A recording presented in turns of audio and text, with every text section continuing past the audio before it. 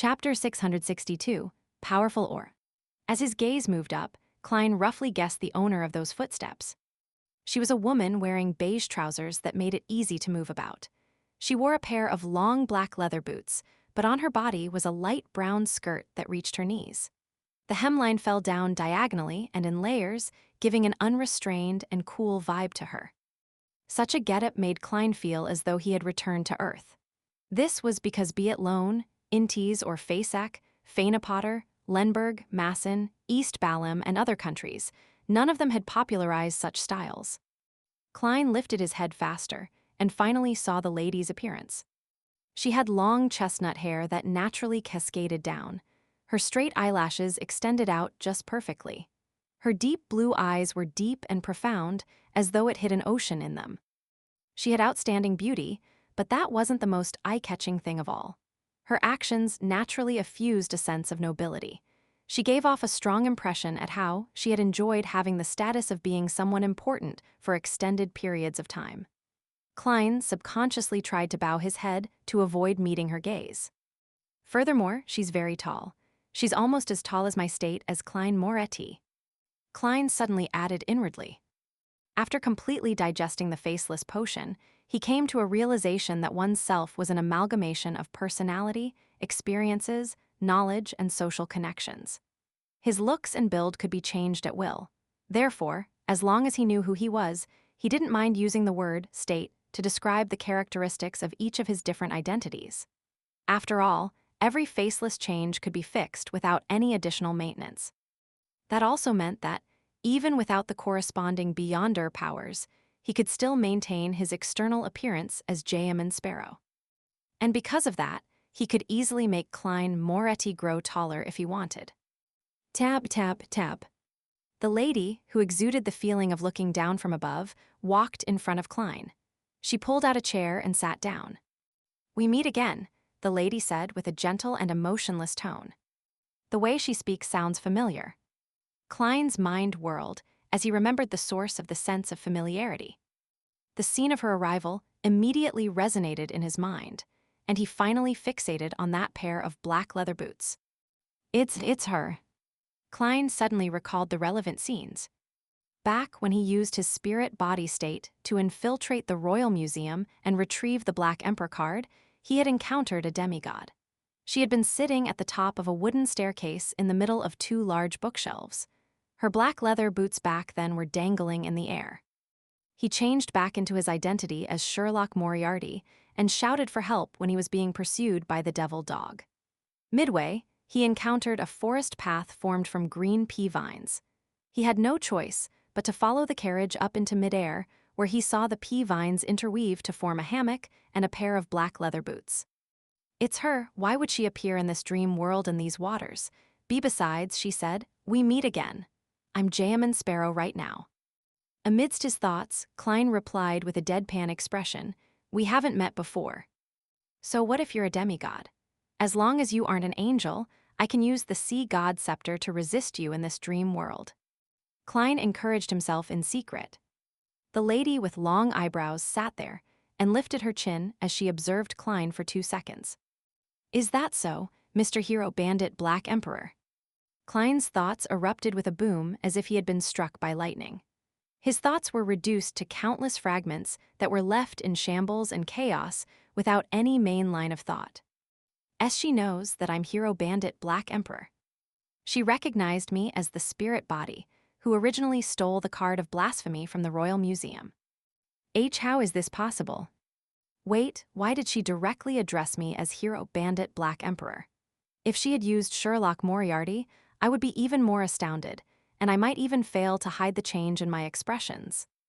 As these thoughts flashed through his mind, Klein instinctively controlled his facial muscles and calmly said, "I don't know what you're talking about." The lady, who wore clothes that were different from the present fashion trends, didn't repeat her words or explain anything.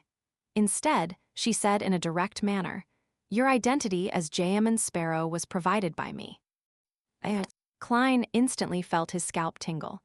He felt as though he didn't have a single secret when facing her.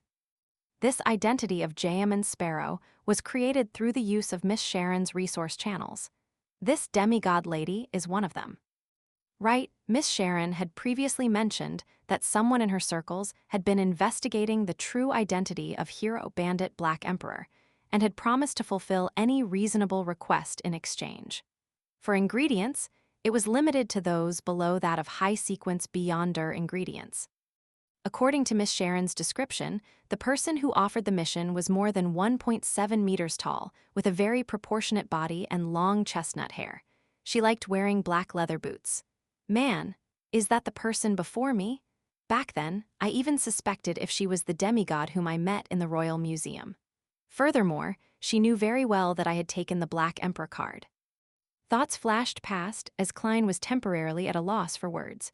All he could do was maintain his silence. The lady whose chin wasn't sharp and was a little rounded didn't harp on Jayaman Sparrow's identity. She looked out at the frozen sunset and said, "While you were in the Rorstad archipelago, Nast Solomon's Black Emperor also appeared in those waters. I believe you know what that means, Mr. Hero Bandit."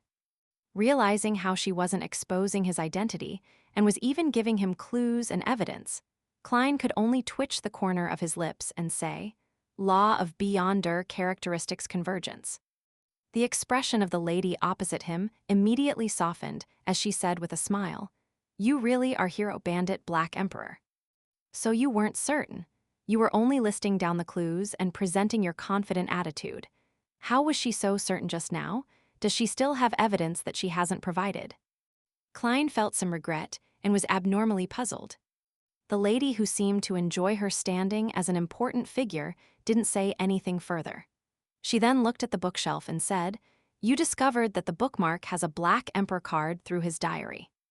Diary? This lady also knows that the so-called Roselle's notebook is a diary.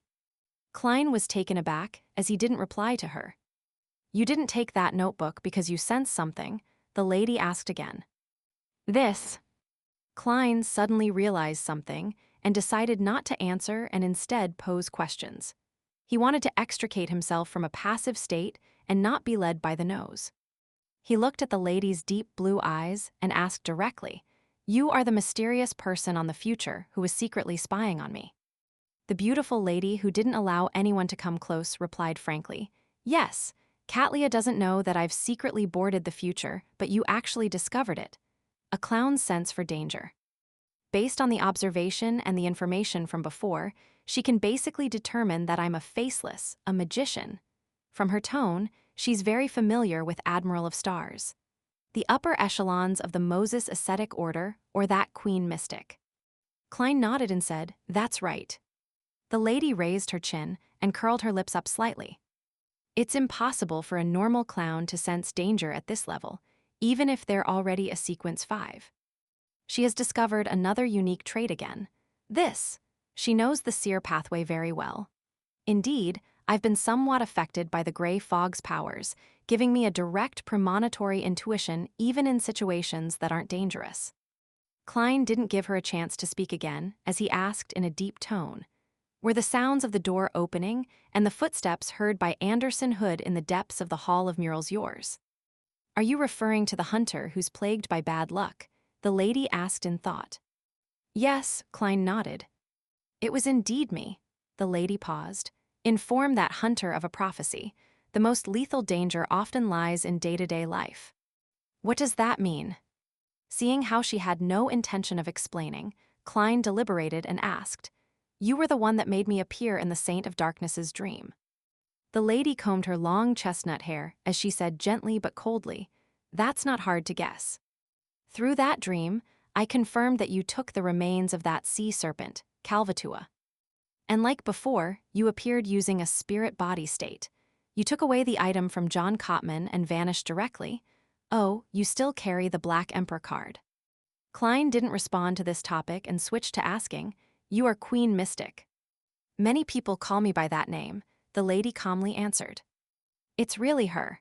This lady's bounty reaches £650,000 just from Loan's bounty alone." Klein silently drew a gasp and said, "Ma'am, is there a reason why you are looking for me?"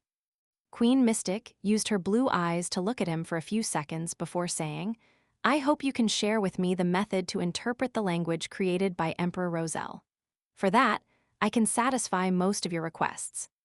Klein didn't admit or deny anything. He chuckled and asked, "Don't tell me you're even able to give me the corresponding high-sequence Beyonder potion formulas."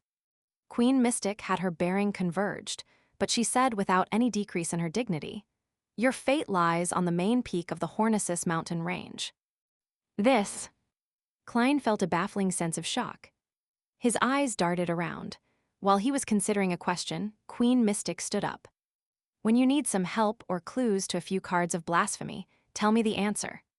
She turned around and walked into the depths of the tidy and vast library. With each step, her figure turned faint before quickly vanishing. The library immediately collapsed. After a moment of feeling adrift, Klein found himself in the hall filled with beautiful murals. Anderson looked at him in shock as he blurted out, "How did you get here?"